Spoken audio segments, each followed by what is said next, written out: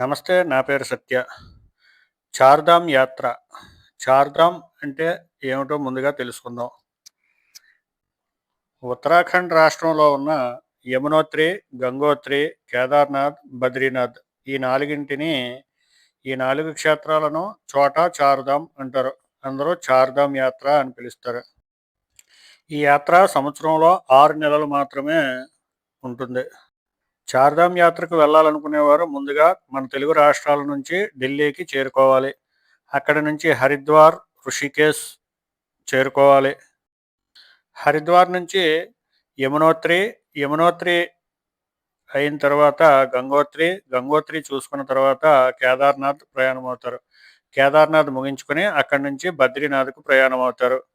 చివరగా తిరిగి మరలా హరిద్వార్ చేరుకుంటారు. హరిద్వార్లో గంగా స్నానం ముగించుకొని తిరుగు ప్రయాణం అవుతారు.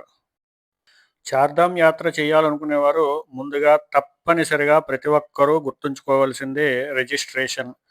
ఈ చార్ధామ్ యాత్రకు వెళ్ళేవారు తప్పనిసరిగా ముందు రిజిస్ట్రేషన్ చేసుకోవాలి. ఈ రిజిస్ట్రేషన్ ఆన్లైన్లో మన ఫోన్లోనే మనం చేసుకోవచ్చు.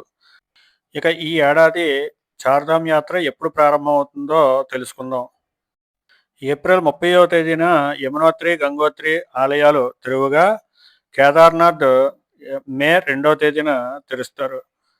బద్రీనాథ్ ఆలయాన్ని మే 4వ తేదీన తెరవనున్నారు. ఈ యాత్రకు సంబంధించిన రిజిస్ట్రేషన్ ప్రక్రియ మే 15 తరువాత ప్రారంభం కానుంది. ఇక ఒక్కొక్క క్షేత్రానికి సంబంధించిన వివరాలు తెలుసుకుందాం. యమునోత్రి. యమునోత్రి క్షేత్రం సముద్ర మట్టానికి 11,200 అడుగుల ఎత్తులో ఉంటుంది. యమునోత్రి ఏ విధంగా వెళ్ళాలో తెలుసుకుందాం. ముందుగా హరిద్వార్ నుంచి బార్కోట్ ప్రాంతానికి చేరుకోవాలి. ఇక్కడి నుంచి ఇక్కడికి 180 కిలోమీటర్లు. ఇక బార్కోట్ నుంచి జానకి చట్టి చేరుకోవాలి. జానకి చట్టికి 36 కిలోమీటర్లు. అక్కడి నుంచి 7 కిలోమీటర్లు ట్రెక్కింగ్ చేయాల్సి ఉంటుంది.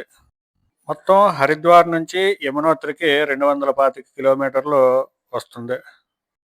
ఇక గంగోత్రి క్షేత్రం. గంగోత్రి క్షేత్రం కూడా 11,200 అడుగుల ఎత్తులో ఉంది.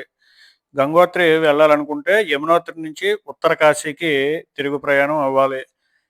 యమునోత్రి నుంచి ఉత్తర కాశీకి 125 కిలోమీటర్లు. ఉత్తర కాశీ నుంచి గంగోత్రికి 100 కిలోమీటర్లు. ఇది గంగోత్రి ప్రాంతానికి వెళ్ళడానికి ఎటువంటి ట్రెక్కింగ్ చేయనవసరం లేదు. నేరుగా గంగోత్రి క్షేత్రం వద్దకు వెళ్ళిపోవచ్చు. ఇక కేదార్నాథ్.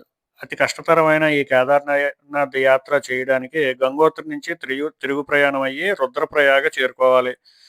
గంగోత్రి నుంచి రుద్రప్రయాగకు 274 కిలోమీటర్లు. రుద్రప్రయాగ నుంచి కేదార్నాథ్ వెళ్లే ముందు ఉన్న గౌరీకుండకు చేరుకోవాలి. అక్కడికి 72 కిలోమీటర్లు. గౌరీకుండ్ నుంచి 21 కిలోమీటర్లు కాలినడకన కేదార్నాథ్ చేరుకోవాలి. కేదార్నాథ్ కూడా 11,000 అడుగుల ఎత్తులోనే ఉంది. ఇక బద్రీనాథ్ క్షేత్రం. కేదార్నాథ్ నుంచి తిరుగు ప్రయాణమై గౌరీకుండకు చేరుకుంటారు. గౌరీకుండ్ నుంచి రుద్రప్రయాగ చేరుకుంటారు. గౌరీకుండ్ నుంచి రుద్రప్రయాగ 72 కిలోమీటర్లు. రుద్రప్రయాగ నుంచి బద్రీనాథ్ 155 కిలోమీటర్లు. ఈ బద్రీనాథ్ క్షేత్రానికి నేరుగా బస్సులో చేరుకోవచ్చు. ఇక్కడికి కూడా ఎటువంటి ట్రెక్కింగ్ చేయనవసరం లేదు. బద్రీనాథ్ క్షేత్రం చూసిన వెంటనే పక్కనే ఉన్న బ్రహ్మకపాలం దర్శించవచ్చు. ఇక దోధామ్ యాత్ర అంటారు. అంటే కేదార్నాథ్, బద్రీనాథ్ యాత్రలు. ఈ 2 యాత్రలు మాత్రమే చేయాలనుకునేవారు ఏ విధంగా వెళ్ళాలో వివరంగా చెబుతాను, వినండి.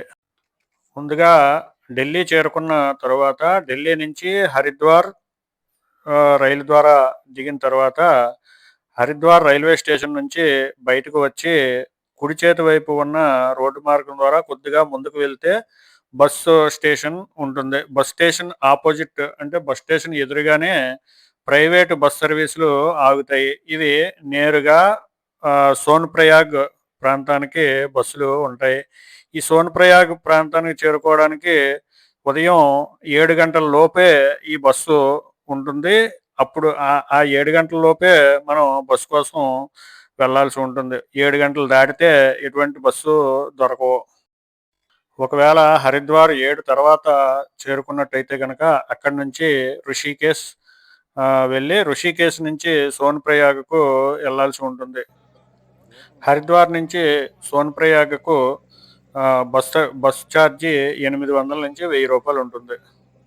ఉదయం హరిద్వార్‌లో బయలుదేరితే రాత్రికి సోన్‌ప్రయాగ్ చేరుకుంటాం. సోన్‌ప్రయాగ్‌లో రాత్రి బస చేసి ఉదయాన్నే గౌరీకుండ్ జీప్ ద్వారా చేరుకుంటాం. గౌరీకుండ్‌కు రూ. 50 ఛార్జీ వసూలు చేస్తారు. సోన్‌ప్రయాగ్‌లోనే ఈ రిజిస్ట్రేషన్ చెకింగ్ ఉంటుంది. రిజిస్ట్రేషన్ చెకింగ్ దాటుకొని గౌరీకుండ్‌కు చేరుకుంటారు. గౌరీకుండ్ నుంచి 21 కిలోమీటర్లు కాలినడకన కేదార్‌నాథ్ చేరుకుంటారు. కేదార్‌నాథ్ చేరుకునే సమయానికి రాత్రి అవుతుంది. తొందరగా చేరుకుంటే స్వామివారి హారతి కార్యక్రమాన్ని తిలకించొచ్చు. స్వామివారిని దర్శించుకొని ఆ రాత్రి కేదార్‌నాథ్‌లో బస చేసి ఉదయాన్నే తెల్లవారుజామున స్వామివారి దర్శనం చేసుకొని తిరుగు ప్రయాణం అవుతారు. అక్కడి నుంచి గౌరీకుండ్ చేరుకుంటారు. గౌరీకుండ్ నుంచి తిరిగి సోన్‌ప్రయాగ నుంచి నేరుగా బద్రీనాథ్‌కు బస్సు సర్వీసులు దొరుకుతాయి. సోన్‌ప్రయాగ నుంచి బద్రీనాథ్‌కు రూ. 1000 800-1000 ఛార్జ్ చేస్తారు. బద్రీనాథ్ ఉదయం బయలుదేరితే బద్రీనాథ్ క్షేత్రానికి రాత్రికి చేరుకుంటారు. రాత్రి వీలైతే స్వామివారిని దర్శించుకొని రాత్రి బస చేసి మరుసటి రోజు ఉదయాన్నే స్వామివారిని మరలా తిరిగి దర్శనం చేసుకొని దగ్గరలో ఉన్న బ్రహ్మకపాలం క్షేత్రాన్ని కూడా దర్శనం చేసుకొని తిరుగు ప్రయాణం అవ్వచ్చు. సోన్‌ప్రయాగ్‌లోని సీతాపూర్ బస్ స్టాప్ నుంచి బద్రీనాథ్‌కు నేరుగా బస్సులు దొరుకుతాయి. ఇవి కూడా ఉదయం 7 గంటల లోపే సర్వీసులుంటాయి. లేట్ అయితే సర్వీసులు ఉండవు. ఆ రోజుకి ఉండిపోవాల్సి ఉంటుంది. కేదార్‌నాథ్, బద్రీనాథ్ యాత్రలకు సంబంధించిన వీడియోలు ఈ ఛానల్‌లో ఉన్నాయి, చూడండి. రిజిస్ట్రేషన్‌కి సంబంధించిన వీడియోను త్వరలోనే చేస్తాను, తిలకించండి. వీడియో పూర్తిగా చూసి లైక్ చేసి ఛానల్ సబ్స్క్రైబ్ చేసుకోండి. మరిన్ని యాత్రా విశేషాలను తెలుసుకోండి. నేను చెప్పిన వివరాలను సావధానంగా విని కాగితంపై రాసుకుంటే ఈజీ అవుతుంది.